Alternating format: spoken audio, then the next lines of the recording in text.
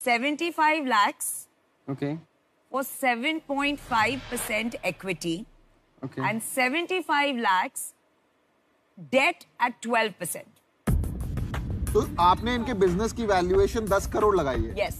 For a 75 crore business in revenue. Yes. Piyush तुम तो मत बोलो, तुम ऐसा कर चुके हो। अब मेरे को ना 2-3 चीजें बता। 72 crore is not a joke.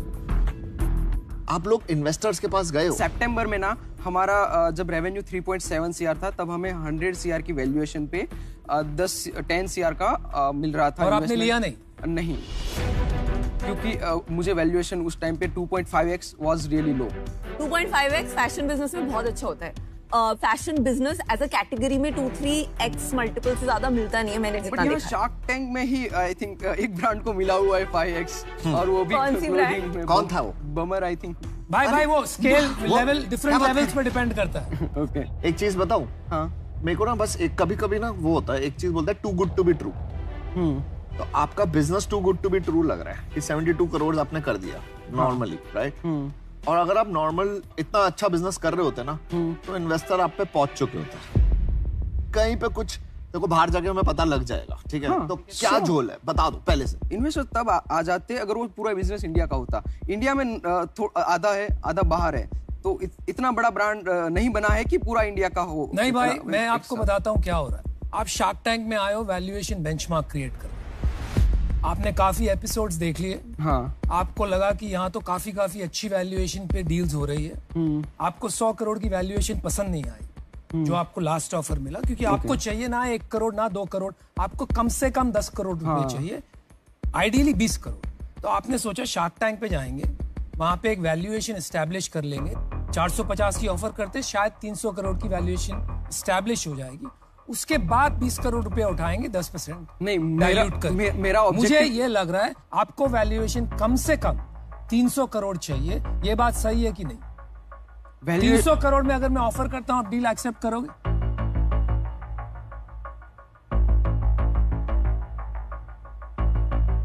मुझे 10 करोड़ ही चाहिए बट अच्छे वैल्यूएशन पे। क्या वैल्यूएशन पे? वही तो मैं बोल रहा हूँ। 300 CR. Thank you very much. मैं आपको बता देता हूँ, आपका ब्रांड नहीं है। मैंने आज तक फ्रेंच क्राउन का इंडिया में नाम नहीं सुना है, ना ही देखा है। आपकी valuation is out of the stratosphere. आप यहाँ आए हैं वैल्यूएशन बेंचमार्क एस्टैब्लिश करने, कोई बुरी बात नहीं है। और मैंने साफ कह दिया 300 करोड़, आप भी वही बात पे आ गए। 300 करोड़ का वैल्यूएशन चाहिए। आप और मैं नहीं मिल सकते हैं आज, इसीलिए मैं आउट हूँ। लेकिन आप कुछ तोड़ोगे, यहाँ तक पहुंच गए हो तो कहीं दूर पहुंचोगे। Good luck. देखो ये आपकी क्वालिटी इतनी अच्छी नहीं है। ये वो आ रहा है, वो क्या बोलते हैं ना, गोलमाल है, वही सब गोलमाल है। आपका ब्रांड नहीं है, आप 36 करोड़ की सेल कर पा रहे हो। It is outstanding.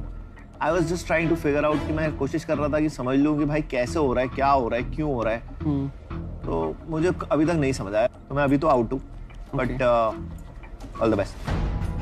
आपका जो पर्पस है ना, जिस वजह से आप ये बिजनेस कर रहे हैं, वो क्लैरिटी नहीं है, क्योंकि उसमें मैं कहीं कंफ्यूज हूँ, इसलिए मैं बाहर हूँ।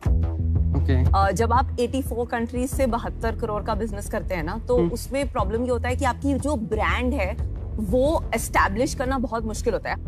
मुझे लगता है एक कंट्री में बहुत बड़ी ब्रांड बनाना जो टॉप 5 ब्रांड्स में है, वो एक बिगर गोल है। बट ऑफ कोर्स आपका बिजनेस का मैट्रिक्स फिनोमिनल है, तो keep doing what you are doing. Best of luck. मैं अपना ऑफर रिवाइज कर रही हूँ। I am willing to give you 75 lakh for 3.75%, which is a good multiple of your net profit.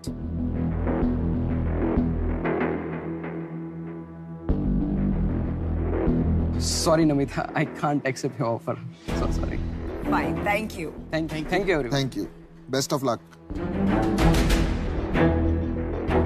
ये वैल्यूएशन चेज कर रहे हैं, and I am telling you ये एक ना ये अलग ट्रैक चल गया है। कर रहे थे कि भाई बता मैन्युफैक्चरिंग हम कोशिश करे जा रहे थे कि बता दे कैसे बिक रहा है। कोई विजन ही नहीं है बिजनेस का, बस यूनिकॉर्न बनना है।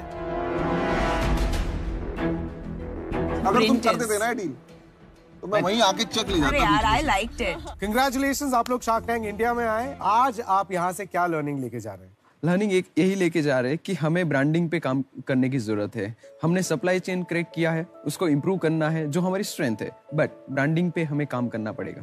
ऑलराइट, चलो आपको इन्वेस्टमेंट तो नहीं मिली, बट आपको मौका मिलता है to really upskill your life skills. UpGrad दे रहा है आपको मौका to select exclusive courses such as supply chain management, MBA, digital marketing, anything that you want, जो आपको अपस्किल करेंगे और देंगे आपको lifelong learning. Which course is it going to be?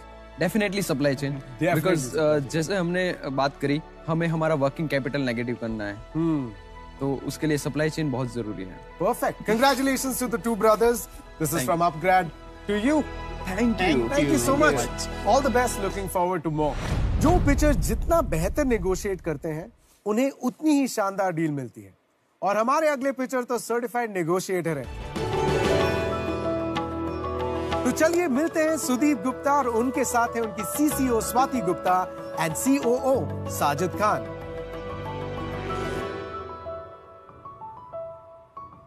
घर से जूतों का बिजनेस शुरू किया था और बिजनेस वो ग्रो करने लग गया। अब मेरे बेडरूम में भी जूते, मेरे लिविंग रूम में भी जूते। जूतों पे ही सोता हूँ, जूतों पे ही उठता हूँ। यार मैं क्या करूँ? यार मुझे भी ऑफिस के काम से 6 महीने के लिए दिल्ली से बैंगलोर जाना है। अब इस महंगाई के जमाने में 2 घर का किराया मैं कहाँ से दूं? मैं अपने दिल्ली वाले घर के सामान का क्या करूं? तुम दोनों कुछ मत करो, तुम स्टोर माई गुड्स पर स्टोर करो। हेलो शार्क्स, मेरा नाम है सुदीप गुप्ता और मैं हूँ founder and CEO of store my goods. Hello sharks, मेरा नाम है Sajid Khan and I am the chief operating officer of store my goods. Hello sharks, मेरा नाम है स्वाति गुप्ता और मैं हूँ chief commercial officer of store my goods. Sharks, हम सभी ने लाइफ में कभी ना कभी स्टोरेज या उससे रिलेटेड प्रॉब्लम्स को फेस किया है, चाहे वो कोई एक इंडिविजुअल हो जिसको अपना घर रिनोवेट करना है या फिर वो कोई एक एंटरप्रेन्योर हो जो अपना बिजनेस स्केल करना चाहता है। इन सभी लोगों को कुछ प्रॉब्लम्स के थ्रू गुजरना पड़ता है।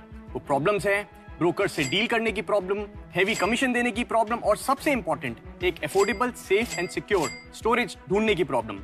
शार्क्स, इसी को सॉल्व करने के लिए हम लेकर आए हैं स्टोर माई गुड्स, जो कि एक tech enabled one stop storage solution है, जहां पर कोई भी कस्टमर दुनिया के किसी भी कोने से हमारी स्टोरेज सर्विसेज ले सकता है on a click of a button.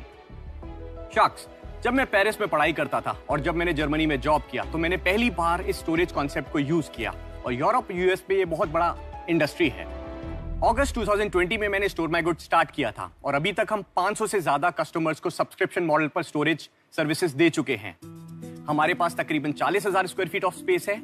हम दिल्ली NCR से स्टार्ट किया था, अभी हम मुंबई में भी प्रेजेंट है और कुछ ही दिनों में हम 4 नए शहर लॉन्च कर रहे हैं। शार्क्स, हम स्टोर माई गुड्स को स्टोरेज इंडस्ट्री का Airbnb बनाना चाहते हैं, जिसके लिए हमारी आस्क है 1 crore for 1.75% of our equity. So sharks, who wants to make storage easy with store my goods? Great presentation, Sudeep, Swati and Sajid. Welcome to this very special episode. Thank you so much. Obviously fantastic business, last 12 महीने में तो इसकी काफी market grow की है। पर आप तीनों एक दूसरे को कैसे जानते हैं? आपकी इक्विटी स्ट्रक्चर क्या है, ये बताइए। Swati is my wife and हम एक दूसरे को तकरीबन 11 साल से जानते हैं एंड साजिद और हमने कार्स 24 OYO में साथ में काम किया है। तो आप क्या करते थे कार्स 24 में? I was leading growth vertical for them across India. I was leading franchising and alliances as a associate director for them. And with OYO, I was leading the international business as director international business. So I launched Europe, US and Canada markets for them. Overall equity is with our family, जो कि मैं हूँ, स्वाति है, हमारी family है। साजिद ने हमें join किया है as a part of ESOP pool. How much ESOP does Sajid has? So he has approximately 5% of ESOP. 5% of ESOP. और आपकी और स्वाति की क्या स्प्लिट है? मेरा 50% है। मेरा 20%। और बाकी? बाकी is my father is also an investor into the तो आप ही का हुआ? हाँ जी, फैमिली का ही हुआ। तो स्वाति और साजिद का रोल जरा मुझे समझाइए। स्वाति, आप खुद समझाइए। शार्क्स, मैं एक लॉयर हूँ बेसिकली। मैंने 8 से 9 साल दिल्ली हाई कोर्ट में प्रैक्टिस किया है। अब तो बड़ा संभाल के आपसे बात करें।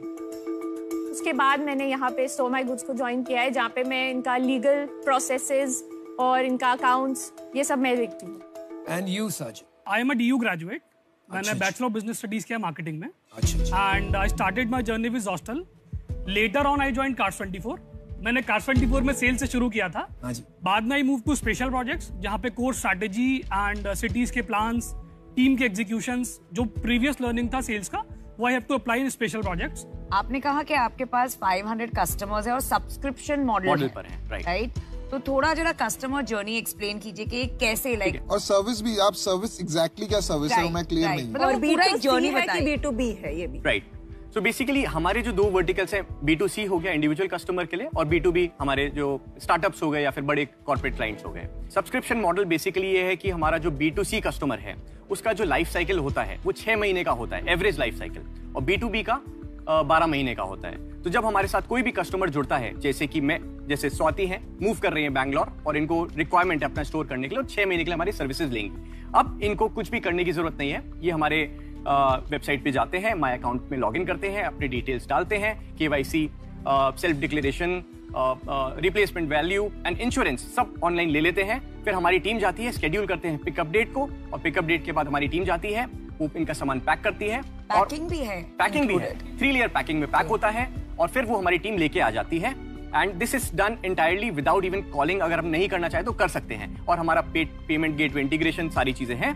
और दूसरी सुविधा ये भी है कि हमारे कुछ कोरियन कस्टमर्स हैं या बाहर के कस्टमर्स हैं जहां पर ये एडवांस स्टेज में है कॉन्सेप्ट, तो वो बोलते हैं कि आप हमें बॉक्सेस दे दीजिए, हम सेल्फ ड्रॉप करेंगे। तो हमारे फैसिलिटी में आते हैं, सेल्फ ड्रॉप करते हैं, हम उनको रैप करते हैं, 3 लेयर पैकिंग में स्टोर करते हैं। पर अगर मैं एक घर से दूसरे घर मूव करना चाहता हूँ सेम सिटी में, वो सर्विस आप नहीं? नहीं, वो हम नहीं करते। हमारा कोर है स्टोरेज और स्टोरेज से related services. We are very UX दिखाएंगे आपका यूजर इंटरफेस कैसा? डेमो दिखा दीजिए। तो शार्क्स, ये हमारा वेबसाइट है, B2C के B2B दोनों के लिए हैं। जितने भी स्टोरेबल्स हैं, चाहे वो उसके हाउस होल्ड स्टोरेबल्स हैं, बिजनेस स्टोरेजेस हैं, क्लोथिंग है, उसके जिम रेस्टोरेंट का सामान है, व्हीकल्स हैं, मेमोरीज हैं, वो कुछ भी स्टोर कर सकते हैं। राइट, थोड़ा नीचे आएंगे, यहाँ पे ये स्टोरेज की कंपोजिशन है। बॉक्स स्टोरेज भी है, शेयर्ड स्टोरेज भी है, प्राइवेट स्टोरेज भी है। Again it's one of the USP, guaranteed lowest price होते हैं अपने दिल्ली NCR में, no lock in period and बहुत ही मिनिमल सिक्योरिटी डिपॉजिट। तो अगर मैं शू बॉक्सेस का बिजनेस करता हूं तो यू कैन स्टोर, आप मेरे शू बॉक्सेस स्टोर कर सकते हैं। हम आपको प्राइवेट स्पेस भी देते हैं जो हमारे पास 50 square feet, 70 square feet, 100, 200 customisable है। तो वो तो लॉजिस्टिक्स का बिजनेस हुआ, वेयर हाउसिंग का बिजनेस हुआ ना थोड़ा सा। नहीं, स्टोरेज का बिजनेस है। वेयर हाउसिंग भी तो यही होती है। तो वेयर हाउसिंग में आप देखेंगे तो वहां पर बिल्कुल ही स्टोरेज से रिलेटेड सर्विसेज कस्टमाइज नहीं मिलेंगी। वहां पे आप फुलफिलमेंट में ज्यादा फोकस होते हैं वर्सेस स्टोरेज सर्विस में। हमारा कोर बिल्कुल स्टोरेज है। नहीं, इसमें इन एंड आउट नहीं कर सकते ना आप बहुत फ्रीक्वेंटली? हम अलाउ करते हैं अपने B2B क्लाइंट्स के लिए। तो मैं रोज निकाल सकता हूँ गुड्स अपने बाहर। तो वो तो वेयर हाउस है। इसमें 2-3 सेगमेंट है इंडस्ट्री में, करेक्ट? एक है ई-कॉमर्स एनेबलमेंट, करेक्ट, जहां पर लोग आपको, आप D2C ब्रांड है, आपने सारा काम दे दिया किसको, वो आपकी वेयर हाउसिंग, लॉजिस्टिक्स सारा कुछ देखता है, ठीक है? तो वो टाइप के प्लेयर को आपकी जरूरत नहीं, क्योंकि आप पूरा ई-कॉमर्स एनेबलमेंट नहीं कर रहे। दूसरा है सिर्फ वेयर हाउसिंग, जहां पर लोग आपको वेयर हाउसिंग की स्पेस देते हैं स्टोर करने।